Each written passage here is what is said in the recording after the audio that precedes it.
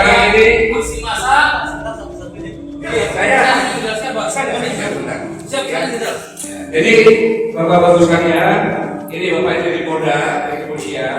Kalau polisi minta dibubarkan, di sana juga bubar, di sini bubar, mari kita bubar, ikuti apa yang disampaikan oleh para kepolisian. Ya, jadi jangan banyak komentar. Beliau petugas ada di desa, kita sama-sama junjung tinggi apa yang dilaksanakan. Dan kami mohon maaf kalau sudah mengganggu semuanya sehingga ada demo di depan. Terima kasih. Wassalamualaikum warahmatullahi wabarakatuh.